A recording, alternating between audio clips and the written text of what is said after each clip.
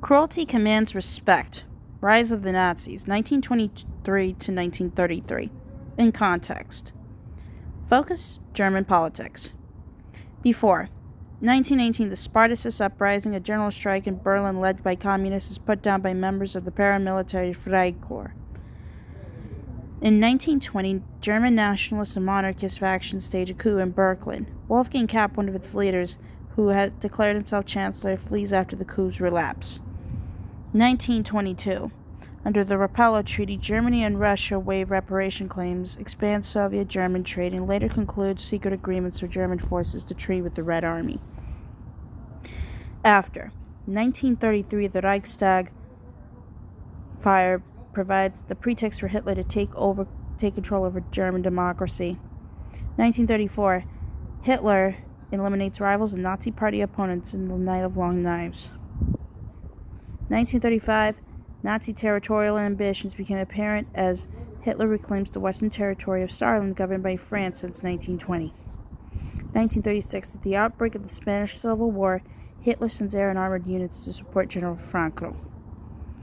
1940, under the tripartite pact signed in Berlin, Italy, Germany, and Japan become allies, soon joined by Hungary. In 1923, Germany's Weimar Republic was plunged into an economic and political crisis that over the next 10 years would lead to its domination by Hitler and the Nazis. Relations with the victorious Allies had broken down over the issue of World War I reparations, while violent clashes between extremists on the left and right were causing domestic unrest. Feeding resentment. The Allies had fixed reparations at 132 billion gold marks, specifying the gold standard-based currency Germany had abandoned in 1940 to prevent payment in the fluctuating post-war papier-mark. Allies ignored pleas for leniency from the German president, Social Democrat Friedrich Ebert, and more paper marks were printed to buy foreign currency to meet the payments, triggering hyperinflation as the paper mark depreciated. By 1922, the country could no longer pay its dues. In January the next year, French and Belgian troops occupied Germany's Ruhr industrial heartland in a bid to seize goods in lieu of reparations. The Weimar responded by encouraging workers to engage in passive resistance. In subsequent strikes and protests, 130 German civilians were killed, engendering further bitterness. As hyperinflation soared higher, businesses failed and poor people starved. Within 11 months, the price of a loaf of bread rose from 250 marks to 200,000 million marks.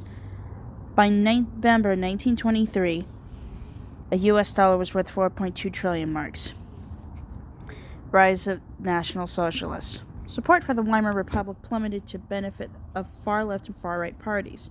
Among the right-wing groups is the fledgling National Socialist German Workers' Party, or Nazi Party, founded in 1919 as the German Workers' Party in Munich, Bavaria's largest city and a hotbed of extremism. In the fall of 1918, Adolf Hitler, a political agent for the Reichswehr, the army of the Weimar Republic, tasked with encouraging anti-communism and nationalism, was sent to infiltrate the party. Agreeing with its principles, he instead joined it and in 1920 announced its 25-point base plan. It included canceling the Treaty of Versailles and supporting German self-determination, and also stated ominously that only Germans could be citizens, specifically excluding those of Jewish extraction. Anti-Semitism, street violence, and intimidation were early and enduring features of the Nazi Party. In 1920, Hitler founded the Sturmabteilung, or SA, soon dubbed brown shirts for their uniforms. Recruited from renegade ex-soldiers and unemployed young men, they would guard Nazi meetings and rallies and periodically beat up the left wing and other political opponents. In this picture, Nazi Party members were a militant presence, already bearing swastika armbands and swastika flags when they gathered in Nuremberg in 1923 for a German Day rally addressed by Hitler. The Beer Hall Putsch. By 1923, Hitler, then leader of the Nazi Party, was delivering barnstorming speeches across Bavaria, blaming the Berlin government and its alleged allies, Jewish bankers and communist subversives, for the nation's woes. Amid the misery of the bankrupt Germany, they attracted audiences in their thousands. Misjudging the strength of his support, however, on November 8th, Hitler attempted a coup.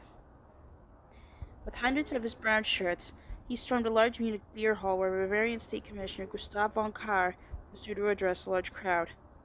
Hitler's aim was to persuade von Kahr to support a march on Berlin to overthrow the Weimar Republic.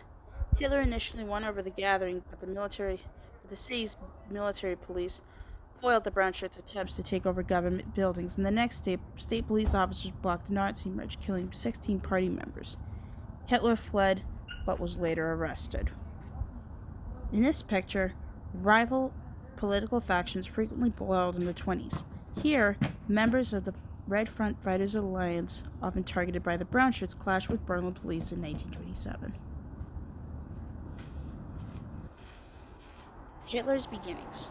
Born in April 1889 in Braunau, Austria, Adolf was not a gifted student, and as a young man failed in his bid to establish himself as an artist in Vienna. Although initially declared unfit for military service, a successful petition to Bavaria's King Louis III secured him a place in the Bavarian army in World War I. Finding the discipline and sense of mission his life required, he has distinguished himself and twice won the Iron Cross for bravery. In 1919, Hitler joined the German Workers' Party, later to become the Nazi Party, and was put in charge of propaganda. His gift for powerful oration and the ability to exploit emotive issues propelled his party's rise, gaining its support across classes, from communist-hating industrialists to the many who sought scapegoats for the nation's ills. Hitler's charisma also attracted devotees such as Goebbels and Rudolf Hess. Hitler's unwavering belief in himself as the savior of the German race and the ruthless pursuit of his aims ended in the horrors of World War II and his suicide in Berlin in 1945. Shaping the Nazi Party. Charged with high treason, Hitler responded with rousing speeches in his own defense, which were widely publicized and won him further support. Despite an initial 5-year prison sentence, he was released after 10 months, during which he composed Mein Kampf, which became the Nazi Bible. On his release, Hitler ensured that the 60 Nazi members killed in the putsch were honored as martyrs. A flag stained with their blood became the Blutfahne, blood flag, a sacred relic displayed at all major Nazi events. The push internet attracted national attention, but its failure also persuaded Hitler that overt violent rebellion was not the way forward. He resolved to pursue his quest for power via Germany's democratic political system. Building support. Banned from public speaking until 1927, Hitler devoted his energies to strengthening and expanding the Nazis into a national political party, with him firmly at the helm. To attract support among young people, he created the National Socialist German Students' League and the German Winners' Order. Fused into the National Socialist Women's League in 1931, he appointed Gauleiter regional leaders across the Republic with lower-level officials below them in a bid to gain broader political representation. In Berlin, his Gauleiter was the gifted Joseph Goebbels, a skillful publicist who used every possible opportunity to get the party noticed. The Nazi salute, right arm raised, became compulsory for all party members. Hitler also reformed his security forces, tightening discipline among the brown shirts and creating the Schutzstaffel SS as a small personal bodyguard, which by 1930 was 3,000 strong, led by violent anti-Semite Heinrich Himmler. This is a Nazi Party election poster from 1932 depicting the masses, das Volk, swarming toward the Nazi swastika, with the number 1 denoting the position sought in Germany. The party sought in Germany. There are only 2 possibilities: either the victory of the Aryan or the annihilation of the Aryan and the victory of the Jew. Adolf Hitler, 1921. The turning point. Between 1925 and 1929, Nazi membership expanded from 25,000 to around 180,000, but soon rising to the millions. In 1927, Hitler turned to public speaking and went on the campaign trail. The following year, the Nazi Party gained its first 12 seats in the Reichstag parliament, although the moderate Social Democrats won 153, increasing their lead by 22. The momentous events of 1929 changed the political landscape. In October, share prices on the Wall Street Stock Exchange crashed with disastrous effects for Germany. Without American loans, industries collapsed, and employment reached 2 million within a year and would soar to 6 million by 1934. Against the will of the Reichstag in July 1930, German President Paul von Hindenburg used an emergency decree to push through cuts in the government expenditure, including wages and unemployment pay, required by Heinrich Brüning, his new chancellor. Infuriated, Reichstag members rejected the decree, triggering new elections. With diminishing faith in the Weimar government, the German public again turned to extremist parties. Hitler seized the chance to portray himself as the potential savior of the Jewish race, while also spinning virulent anti-Jewish and anti-communist propaganda. In the September 1930 elections, the Democratic Party suffered huge losses, and the Nazi Party gained 107 seats, only 36 fewer than the Social Democrats, and 30 seats ahead of the German Communist Party. Now in third place, powerful industrialists began to back Hitler, fearing that further communist gains could cost them their wealth. Believing erroneously that he could manipulate Hitler, Alfred Hugenberg, a media mogul and leader of the National People's Party, joined forces with the Nazi Party, forming the Habsburg Front in 1931 in a bid to topple Chancellor Brüning's government. Hitler and Goebbels exploited their access to wider publicity in Hugenberg's papers, but the two political parties never formed a unified front.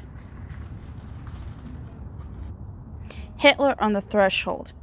In February 1932, Austrian-born Hitler took German citizenship to compete in the March presidential elections and came second to Hindenburg, winning 37% of the vote. With the government in chaos, Hindenburg sacked Brüning, and the new chancellor, Franz von Papen, lifted a temporary ban on the paramilitary brown shirts in a bid to gain Nazi support. In the July 1932 elections, the Nazi Party, capitalizing on brown shirt intimidation of voters, a crumbling political establishment, and widespread unrest, became the largest party in the Reichstag, winning 230 of 608 seats. Hitler turned down the post of vice chancellor, becoming chancellor in January 1933. The scene was set for his assumption of absolute power. Mein Kampf. Published in 2 volumes in 1925 and 1927, Hitler's Mein Kampf, or My Struggle, was a powerful and sinister political manifesto. The first volume, composed during Hitler's 24 prison sentence, tells of his youth, World War I, and the betrayal of Germany at Versailles, which he blamed on the Weimar government, parasite Jews, and Marxists, his long-term political targets.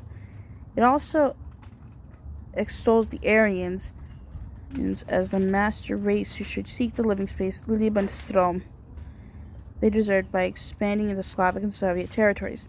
The second volume set out how the Nazi Party should gain and hold power using terror if necessary. Though poorly written, the nationalist, anti-communist, and democratic demagoguery of Mein Kampf found a ready audience among both German elite and general public. By 1939, it translated into 11 languages. It sells top 5 million copies.